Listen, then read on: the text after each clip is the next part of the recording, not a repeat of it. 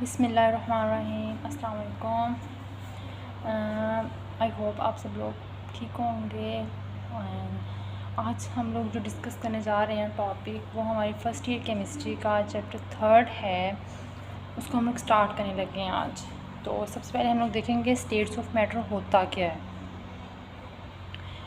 जैसे कि हमें पता है कि जो मैटर होता है वो 3 स्टेट्स में एग्जिस्ट करता है। कौन कौन सी स्टेट्स होती हैं और उनकी क्या फॉर्म होती है, सबसे पहले हम लोग ये देखेंगे।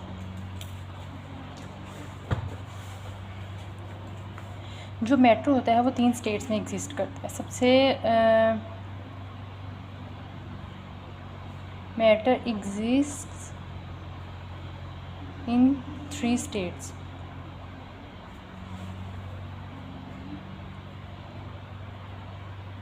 सबसे पहले हमारे पास होता है गैसेस। अब गैसेस किस मतलब कि अगर कोई एक कंटेनर है तो उसमें गैसेस किस तरह से एग्जिस्ट कर सकती हैं। मींस कि अगर हमारे पास ये एक कंटेनर है और ऊपर से ये बंद है, तो जो गैसेस के मॉलिक्यूल्स होते हैं वो हमें पता है कि दूर दूर ऐसे स्प्रेड होंगे। लेकिन ये डिपेंड करता है कि हमारे पास कंटेनर की स्पेस कितनी है और हमारे गैसेस के मॉलिक्यूल्स कितने हैं। ये हम लोग डिस्कस करते हैं कि ये कैसे हमें पता चलेगा। सबसे पहले गैसेस होती हैं, उसके बाद होता है लिक्विड्स।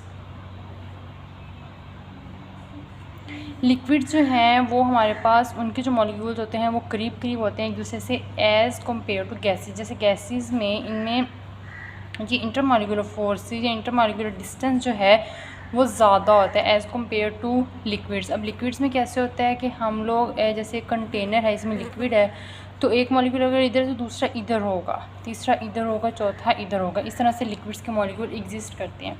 इसी तरह हमारे पास आता है सॉलिड्स। थर्ड जो स्टेट है मैटर की होती है सॉलिड्स।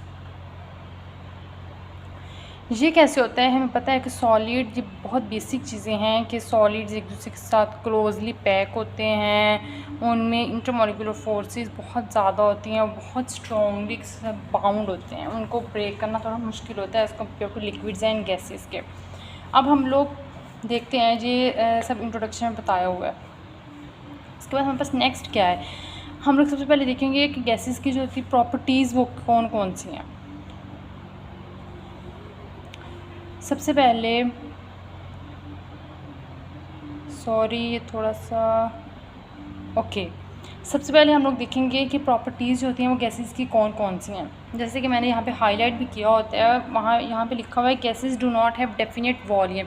गैसेस का कोई डेफिनेट वॉल्यूम नहीं होता। इसका क्या मतलब है कि हम लोग उनको जिस कंटेनर में उसको डालेंगे गैसेस को, उसी का वॉल्यूम या उसी की शेप जो है वो कर लेगी, मतलब उसमें आ जाएगी। उनका कोई डेफिनेट वॉल्यूम नहीं होता, डेफिनेट उनका मैस नहीं होता, ये कह रही है उसमें। और वो कह रहा है कि and occupy all the available space. इसका मतलब है कि वो हर स्पेस में इजीली ऑक्यूपाई हो सकता है। मींस कि आप जिस भी टाइप के कंटेनर में गैसेस को डालना चाहो वो उसमें इजीली हो सकता है। मींस कि अगर आप एक बॉटल में डालना चाहो, एक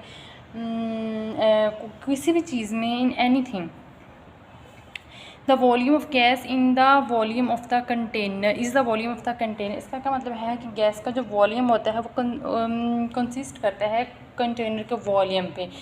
कि मींस के जिस तरह जैसे भी गैसेस हम लोग जिस भी कंटेनर में डालेंगे ना, उसका वॉल्यूम वो कर लेगी, उसमें मतलब आ जाएगी इजीली। उसके बाद हमारे पास नेक्स्ट में आता है कि इनकी कोई डेफिनेट शेप नहीं होती। ये वही बात आ जाती है कि हम लोग जिस भी चीज़ में इनको डालना चाहेंगे वो इजीली वहाँ पे डल जाएंगी, कोई प्रॉब्लम क्रिएट नहीं करेगी। थर्ड नंबर पे आता है कि due to low density of gases as compare to those liquids and solids the gases bubble through liquids ion tend to rise.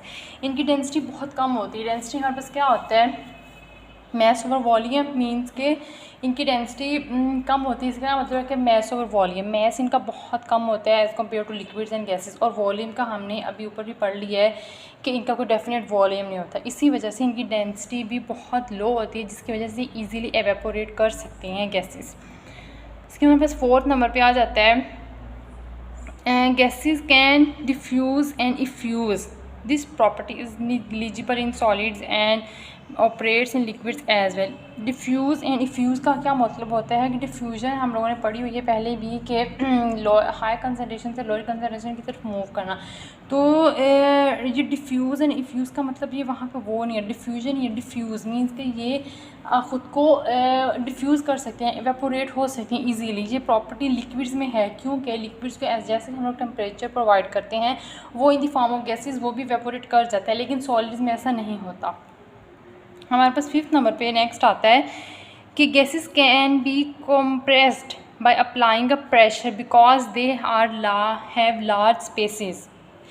Compress अगर इसको हम लोग गैसेस को करें तो अगर मीन्स कि इसके ऊपर प्रेशर अप्लाई करें तो वो इजीली कंप्रेस हो सकती है क्योंकि उनमें एम्प्टी स्पेसेस होती हैं ज़्यादा। जैसे मैंने जहीं भी आप लोगों को बताया था कि ये देखिए यहाँ पे इनमें स्पेसेस हैं, तो अगर हम लोग इस कंटेनर के ऊपर कोई प्रेशर अप्लाई करें तो ये कंप्रेस हो जाएंगी, ये एक दूसरे के क्लोज़ हो जाएंगी एज़ कम्पेयर टू सॉलिड जो हैं वो पहली बात तो ये है कि वो ऐसे किसी भी कंटेनर में नहीं आ सकती। हम लोग सॉलिड्स की प्रॉपर्टीज़ में इंशाल्लाह देखेंगे। इसके बाद हमारे पास जो नेक्स्ट पॉइंट आता है उसमें आता है कि gases can expand on heating और by increase the available volume. Liquids and solids on the other hand do not show an appropriate increase in volume as when they heat. इसका मतलब है कि gases can expand on heating और by increase volume. इसका ये reason क्यों होती है, यहाँ पे लिखा हुआ है कि गैसेस एक्सपैंड हो सकते हैं अगर हम लोग उसको वॉल्यूम इंक्रीज़ उनमें करें। इसकी रीज़न ये है कि जैसे हम लोग गैसेस पे वॉल्यूम हीट उनको अप्लाई करते हैं, मतलब टेम्परेचर देते हैं उसको, तो अगर वो किसी कंटेनर ऑब्वियसली गैसेस जो होती हैं वो किसी कंटेनर में ही होंगी तो ही हम लोग उसको हीट प्रोवाइड कर सकते हैं, टेम्परेचर दे सकते हैं, अदरवाइज़ वो एवेपोरेट कर जाएंगे। तो अगर हम लोग किसी भी जैसे यहाँ पे मैं आप लोगों को बताती हूँ, यहाँ पे हमारे पास एक गैसेस वाला कंटेनर है, इसके नीचे हम लोगों ने हीट अप्लाई कर दी है इसको, ठीक है, टेम्परेचर दे दिया है, तो इसके जो मॉलिक्यूल्स हैं ये इनमें कोलिजन स्टार्ट हो जाएगी। ये मॉलिक्यूल इसके साथ भी टकराएगा, इसके साथ भी टकराएगा, ये मॉलिक्यूल नेक्स्ट टकराएगा, ये मॉलिक्यूल अपनी कंटेनर की वाल्स के साथ भी टकराएगा। इसकी वजह से इनके दरमियान मतलब कि कोलिजन स्टार्ट हो जाती है, जो एक्सपैंड कर जाती हैं।